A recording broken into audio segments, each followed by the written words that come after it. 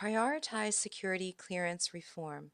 Security clearance reform has made significant progress under Trusted Workforce 2.0, a government wide background investigation reform that was implemented beginning in 2018 with the goal of creating one system with reciprocity across organizations. This included allowing movement from periodic reinvestigations toward a continuous vetting CV program with automated records checks, adjudication of flags, the mitigation of personnel security situations before they become a larger problem, or the suspension or revocation of clearances. However, human resources onboarding operations in major agencies such as the CIA, FBI, and NSA remain to be resolved. As executive agent for security clearances, the DNI must require results from agencies that resist implementation, enforce the 48-hour reciprocity guidance, and target human resources operations that fail to attract and expediently onboard qualified personnel.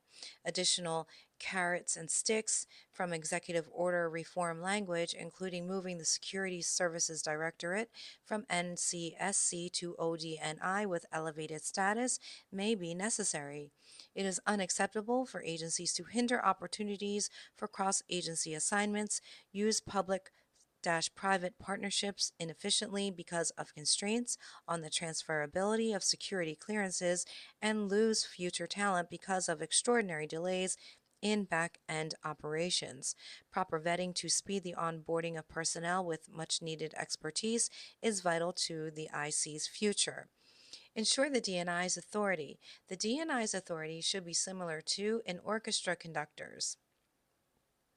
An incoming conservative president will appoint whomever he chooses as DNI, but there should be agreement between the incoming DNI and president with advice and counsel from the Presidential Personnel Office on selecting positions overseen by the DNI throughout subordinate agencies, as well as concurrence by relevant cabinet officials and the CIA. This exists by executive order, but many presidents, PPOs, and cabinet agency heads do not follow executive order guidance and necessary norms. The importance of trust, character, and the ability to work together to achieve a joint set of intelligence goals established by the president cannot be overstated. It is a mission that can be accomplished only with the conductor and his orchestra playing in sync. Provide additional support for such economic and supply chain focused agencies as the Department of Commerce. Information sharing and feedback can help sub-agencies like the Commerce Department's Bureau of Industry and Security to improve their understanding of the threat from China and thereby counter it more effectively. They can also aid the development of export control mechanisms and potential outbound investment screening where necessary. Brief, specific governance language should be considered that would apply counterterrorist authority models to the broader functions of the U.S. government insofar as they are needed to counter 21st century nation-state threats. The success of any DNI rests with support from the President. Any revised Executive Order 12333 must serve to express unequivocal support for the DNI in executing the mandates that an amended order would provide. Central Intelligence Agency, CIA. The CIA is a foreign intelligence collection service tasked with collecting human intelligence, HUMINT, HUMINT, providing all source intelligence analysis and reporting, and conducting covert action when required to do so by the President. The CIA has its roots in the Office of Strategic Services, OSS, which the United States established during World War II as a paramilitary and intelligence collection organization. After World War II, President Harry Truman disbanded the OSS, and the CIA was established in law by the National Security Act of 1947. As with every agency in government, the president's election sets a new agenda for the country.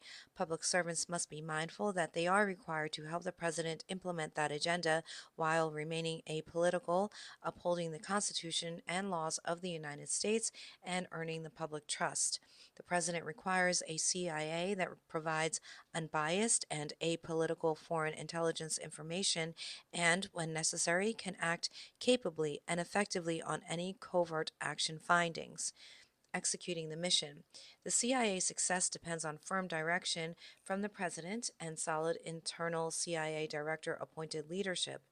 Decisive senior leaders must commit to carrying out the president's agenda and be willing to take calculated risks. Therefore, the next president elect and incoming presidential personnel office should identify a director nominee who can foster a mission driven culture by making necessary personnel and structural changes.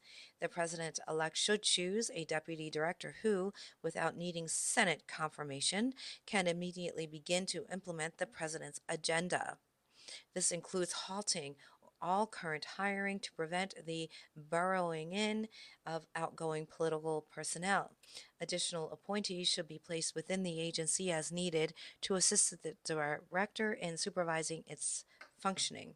The deputy director and director should request briefings on all CIA activities and presence overseas, as well as any CIA controlled access programs and existing covert action findings without exception. The director and deputy director should meet with all directorates and mission centers, prioritizing those that are aligned most closely with the president's priorities and calibrating collection and operations based on the president's intelligence requirements. This includes any areas where the CIA might be conducting its own diplomacy parallel to official State Department policy. It must be clear that the CIA's liaison relationships overseas must follow and not contradict those set at the policy level by the President through the State Department. The other principal offices responsible for executing the CIA's mission include the Directorate of Operations, Directorate of Analysis, Directorate of Science and Technology, Directorate of Support, and Directorate of Digital Innovation. If senior leadership finds any program or operation to be inconsistent with the President's agenda, the director should immediately halt that program or operation. Reigning in bureaucracy. The CIA's bureaucracy continues to grow.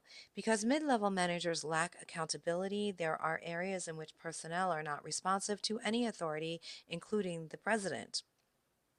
The president should instruct the director to hire or promote new individuals to lead the various directorates and mission centers.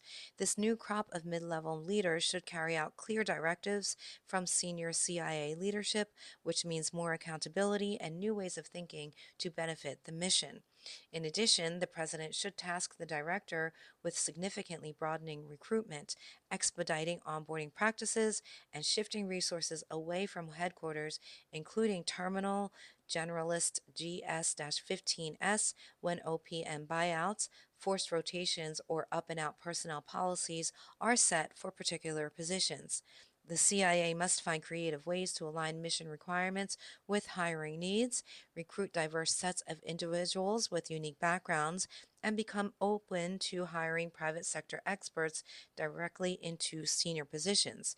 In addition, the director should break the cabal of bureaucrats in DC by permanently moving various directorates, such as Support and Science and Technology, out of Virginia and possibly open campuses outside of DC where analysts and other experts could contribute virtually.